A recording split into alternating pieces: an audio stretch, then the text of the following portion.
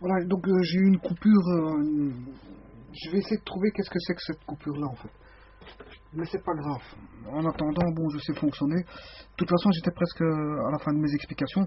Je disais que le dispositif de protection différentielle ici, enfin de protection comment magnétothermique, pouvait être des fusibles adaptés. Parce que quand on regarde ici, c'était des fusibles qui étaient, je veux dire, utilisés en tant que protection avec des interrupteurs qui pouvaient alimenter les machines. Si on arrêtait, par exemple, si tout était fermé ici, ben, on pouvait ouvrir un circuit. J'ouvre ce circuit-là, il y a peu de courant qui passe ici, et donc je peux intervenir en dépannage sur cette machine-là. Pas sur les autres parce qu'il y a du courant. Voilà. Maintenant, si je veux tout arrêter, je viens au compteur et je coupe ici. On coupe au compteur, on n'a plus de courant et on peut intervenir sur n'importe quelle des machines. Bon, ça c'est. Bon, arrête toutes les machines comme ça ne se fait pas dans une entreprise. Hein. Généralement, on coupe un circuit. On coupe un circuit, bien sûr, en respectant la RGE et la sécurité. Ben, il faut mettre une plaque spécifique qui indique, bon, dans le circuit, bon, qu'il y a une personne qui est occupée, je veux dire, à travailler. Bon, ça c'est la sécurité en entreprise. Il faut respecter, je veux dire, les consignes de sécurité en entreprise. Une des consignes, c'est d'intervenir, bon, le responsable. Et le responsable donner son avis, et ses ordres, faire des documents spécifiques d'intervention. Voilà, c'est toute une procédure. Bon, je ne vais pas expliquer ça, c'est pas le but du jeu ici. Mais enfin, voilà. Moi, en fait, tout a été dit. Apparemment, je peux stopper cette vidéo. Et, ce schéma, donc, quand il n'y a pas des dispositifs de différentiel partout, hein, si j'en vois deux, en zone 3 ici, si j'en vois que deux, ça veut dire que je suis on m'a mesuré via comment on appelle ça, un mesureur de terre, la résistance de terre, euh, dont la valeur était inférieure à 30 ohms. Et donc là, on peut faire ce type d'installation quand on a mesuré la résistance de terre. Donc, la première des choses à faire, c'est quoi? C'est de mesurer la résistance de terre. Bien, c'est un appareil qui coûte assez cher quand même. Hein. Je veux dire, bon, il faut appeler juste un professionnel. Il va mesurer la résistance de terre après avoir mis les piquets, comme j'avais expliqué dans la première vidéo, dans les premières vidéos concernant ce montage-là. Il fallait mettre d'abord le piquet de terre, mesurer la terre. Une fois qu'on a la valeur de terre, à ce moment-là, on peut se décider à faire le dessin, d'abord le dessin en bureau d'études de l'installation électrique, et puis après on passera, je veux dire, à la phase, je veux dire, d'installation par les ouvriers. Voilà. Donc ici, les consommateurs ici, on va dire que l'énergie,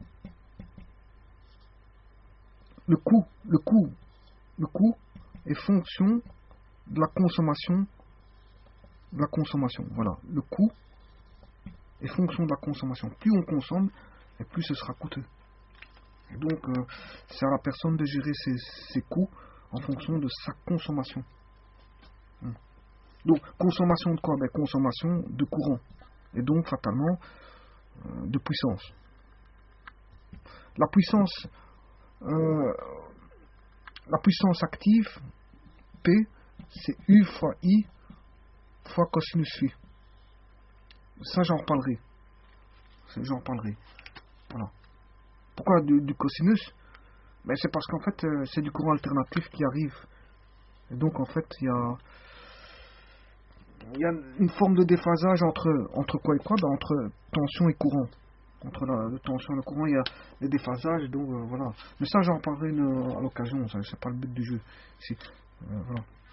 Bon, maintenant, ici, j'ai de l'alternatif. Mais il y a des consommateurs qui sont continus. Pourquoi ils sont continus? Parce qu'en fait, il y a un redressement. Hein. Il y a tout un circuit électronique adapté,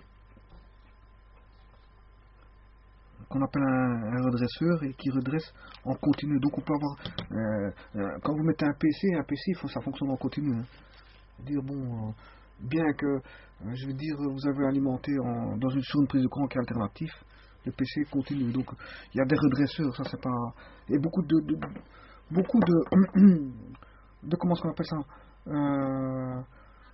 d'appareillage fonctionne en continu basse tension pour des raisons de sécurité, donc il passe via un transfo et donc on est sécurisé par rapport à la partie basse tension. Parce qu'ici on est, enfin, très basse tension, pardon. Voilà. Donc le continu, généralement, c'est en très basse tension.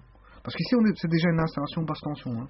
Où on trouve des installations haute tension, mais ça, c'est dans les industries et dans les usines. Ça, on trouve de la haute tension dans des cabines là où, je veux dire, où il faut alimenter plusieurs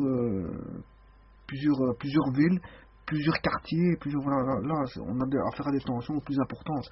Notamment parce que ça regroupe une échelle de tension plus importante, vu que la puissance est plus importante à ce niveau-là. Enfin, moi je vais arrêter, je vais pas aller trop loin parce que sinon, si on commence à discuter de tout et n'importe quoi, je veux dire, on risque de ne plus s'arrêter. Donc à ce moment-là, moi j'ai expliqué les différents groupements qu'on retrouve dans un circuit électrique. Et je vais en arrêter ici. Enfin, je vais m'arrêter ici pour ce qui est des explications de tout ceci. Voilà, je vous remercie beaucoup. Au revoir.